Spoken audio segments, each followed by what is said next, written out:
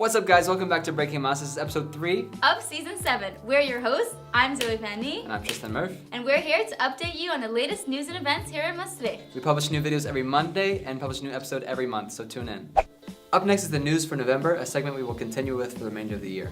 A new study on international students in the Netherlands has shown that only a few students stay in the city where they obtain their bachelor's or master's degree. Namely, 1 in 4 students stay in the Netherlands. Currently, there are around 112 international students in the Netherlands, and Maastricht University is leading the polls with more than 55% internationals living here. The City Council has agreed to close the car park at Sorbanelen in Randwijk, a car park used mainly by students for whom it is free of charge 24/7. On the 19th of November, around 400 people demonstrated on the streets of Maastricht against the planned deportation of Afghan refugees. Specifically, they were fighting against sending Haroon and his family back to Afghanistan. An online petition has already been signed by more than 17,000 individuals. A full report on this demonstration can be found on our Facebook page. November 11th, the official start of the Carnival season. Many people came to the very top to celebrate in various costumes. Breaking Maas did a report about this, which you can find on our Facebook page. Sadly, the evening saw a fire destroying 2 flats above the kebab point in the inner city.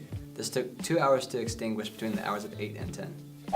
Coming up in this episode, the Library of Things, Kaleido Laughs, the student housing crisis, but first, the Scope Moulin Rouge Ball, where Bori and I address SVE Stereotypes. Ring, make it, ring, girl, make it.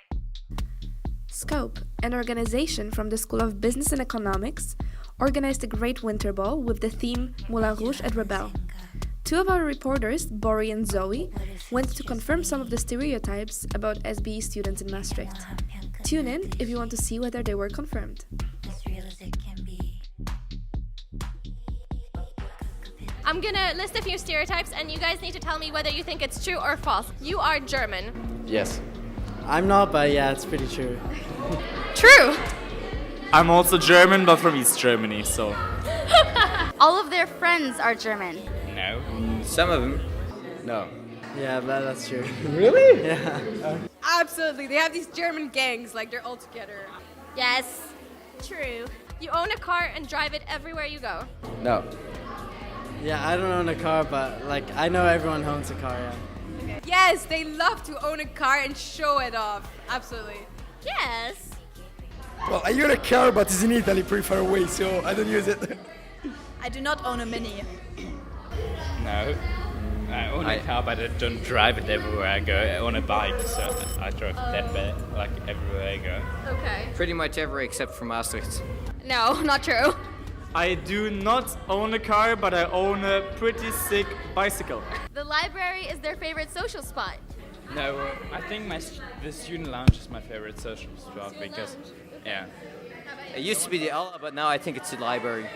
I spend most of my time studying there, but it's still not. What is your favorite social spot? My favorite social spot was the Ala. The German run is your favorite sport after football. I have taken part in it, but it's just stupid. They all dream of having a Wall Street life. Yes, definitely. That's why they're studying business. I dream of having a husband living the Wall Street life, yes.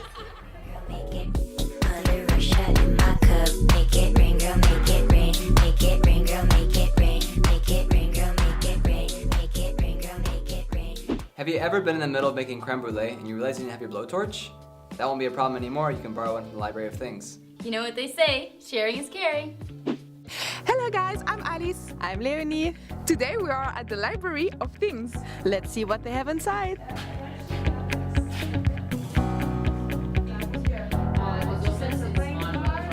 So here I am with Elisa, one of the volunteers of the Library of Things. Elisa, could you tell us what is the Library of Things about? Yeah, sure. The Library of Things is a library for things. So it's a library for tools and objects that you need every once in a while, but you don't really want to buy because you're not going to use them for that much. For instance, a drill.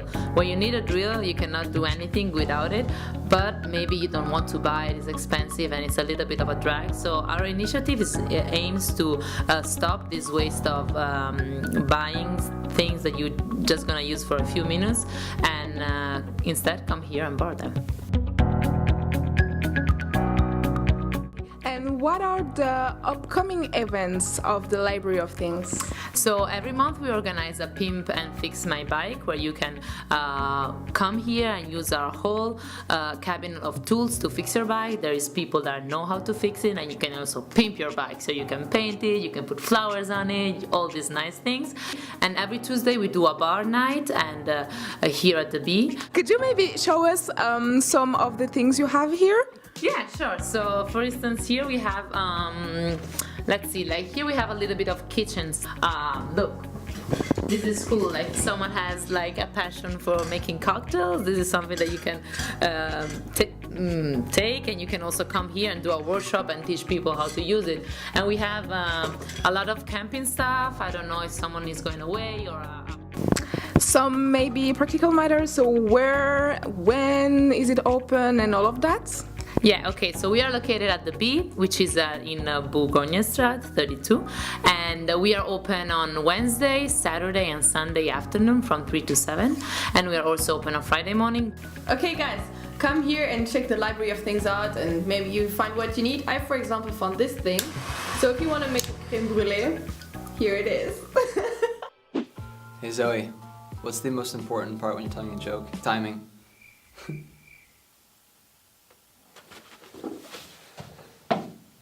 Well, if you're interested in some real comedy, Maastricht hosted its second stand-up comedy night in the Muziekgieterij. Tristan, maybe you could take some notes. Thank you. What's up, Maastricht? I'm at the Muziekgieterij tonight attending the 3rd edition of Kaleido Laughs, which is a live stand-up comedy in Maastricht with comedians from New Zealand, the US, Finland and even India. Wow. So if you want to laugh a little bit tonight, follow me. My name's Bob McLaren. I like the way you put my initials on the microphone. As a stand-up comedian, what is the message that you're trying to give to your audience?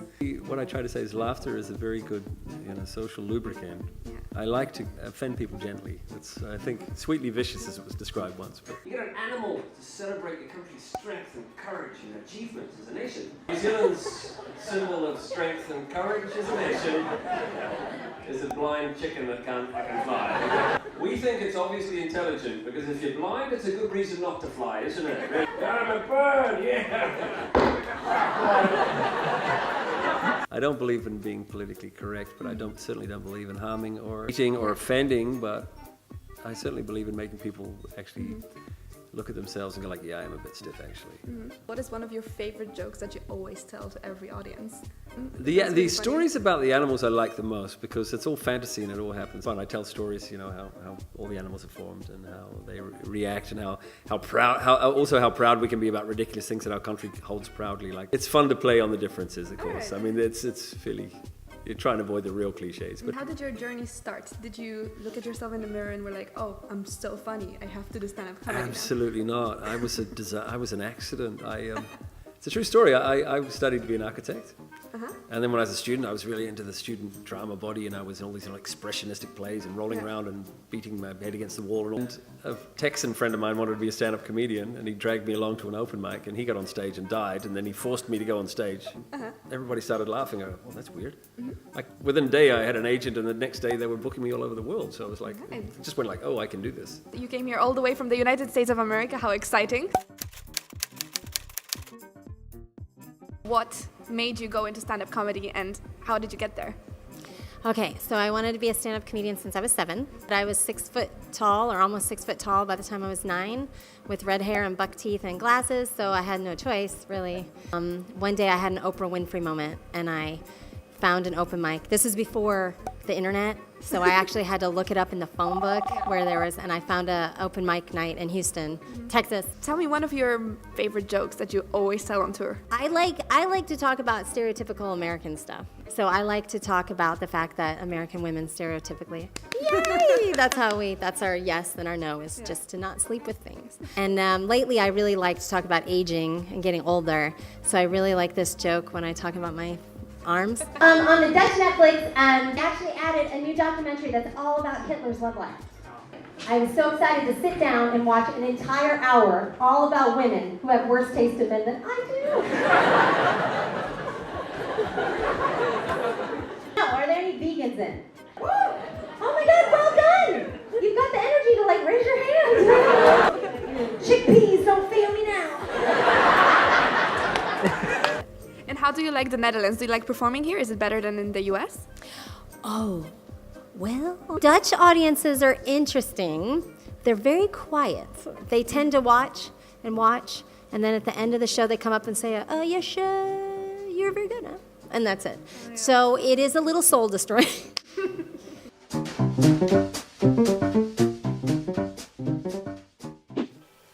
Recently in Maastricht, it's been a problem for students to find housing, in which case they've had to resort to other measures such as staying in hostels or hotels or crashing at friends' places. So Breaking Maas did some research and interviewed several actors involved in this crisis.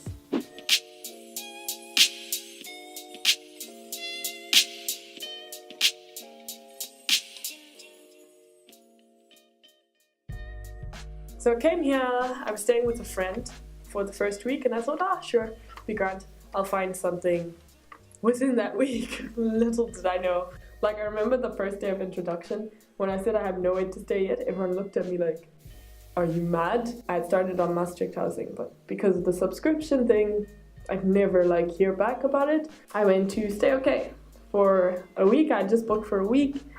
Most of the people staying there were students, like me. Accommodation, one of the girls had booked for the month. Then I decided to do an Airbnb with my friend. By that time, our parents were like, no.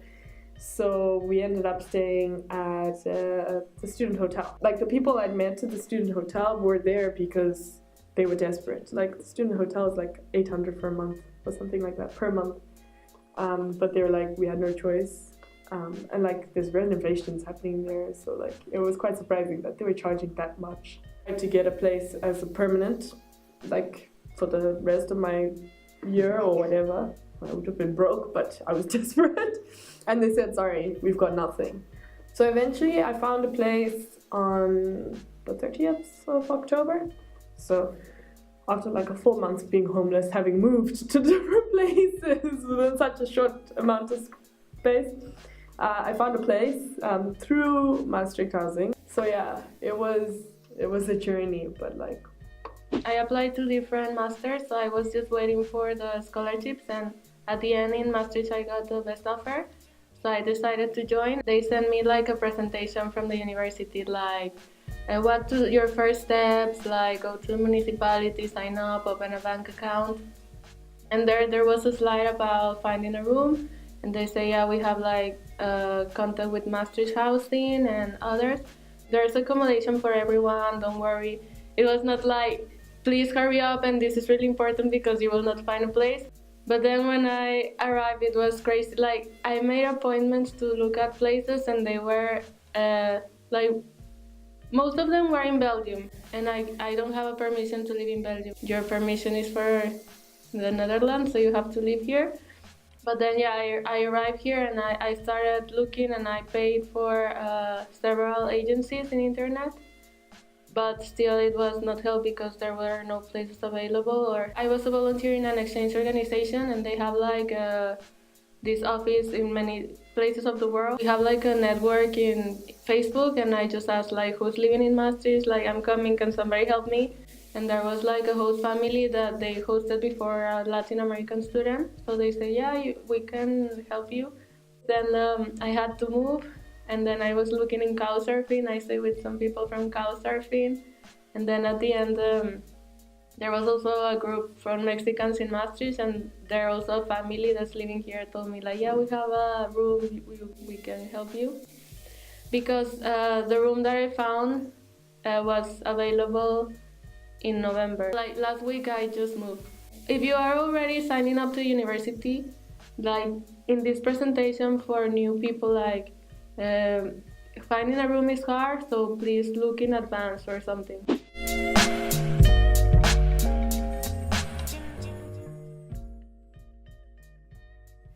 So one of the events coming up this month is the opening of Maastricht. From the 1st of December, you have the opportunity to go on the Ferris wheel, drink some glühwein, go ice skating with your friends, and buy presents for your family. This is a must-see in Maastricht, so don't forget to go and check it out. If you're interested in spending your Christmas in a different way, on the 17th of December at the Land Babylon will be the Winter Wonderpan. This is an alternative Christmas market with great food, music, atmosphere, and handmade stuff. Go check it out.